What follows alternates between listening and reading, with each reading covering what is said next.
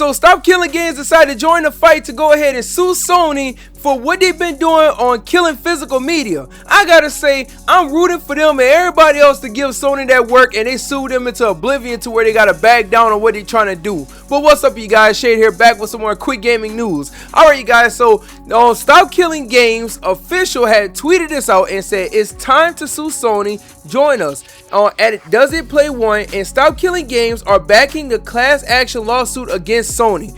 Hey, I gotta say, that's a big W right there, because we really need as many people as possible to sue Sony to where they be like, dang, we getting sued so much, we gonna pay so much money to where we be like, the whole digital future is not gonna be worth it. And that's what I want to see, I ain't gonna lie. Now, they did drop a video and I'm gonna react to it, so let's check that out. Alright, so this is the video right here that Stop Killing Games put out, because hey, they coming for Sony, man. So we're gonna check this out and I'm gonna go ahead and give my reaction to it as well. Have you ever noticed that digital PlayStation games are more expensive than physical ones? Pretty Yes, and I never understood that at all. weird, right? You'd expect digital games to be cheaper. So what's going on? Sony has a monopoly on digital game sales on PlayStation. Your PlayStation is designed so you can only buy digital games through Sony's own store.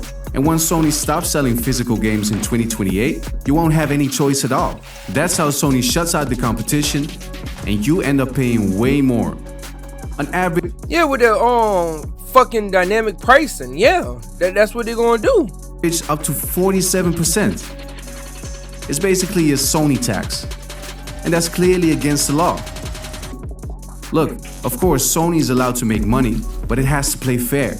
That's why we're taking legal action for fair game prices, without the Sony tax and with real alternatives. Not just that, also digital ownership. Like, because we still want CDs, but also digital ownership. That's another thing as well. To Sony's digital store. We're also demanding that Sony repay the money it unfairly made from Dutch gamers. And Dutch gamers can help by signing up on our website. Together, we can create a fair PlayStation.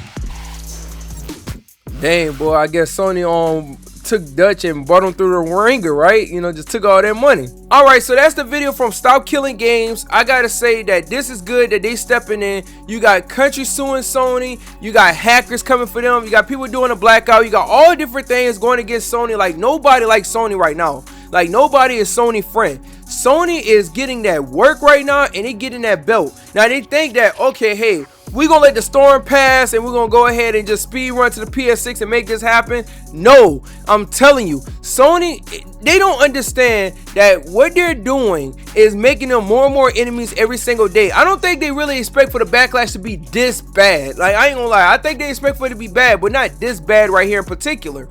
Now, the main thing is this: a lot of people mad because of the whole, not just not having options, and I know a lot of people talk about the physical media, which I ain't gonna lie, to me that's a big deal, but also digital ownership, because you cannot own your shit the way that Sony is doing it. They're making it to where, okay, you get a revocable license, and nobody wants that.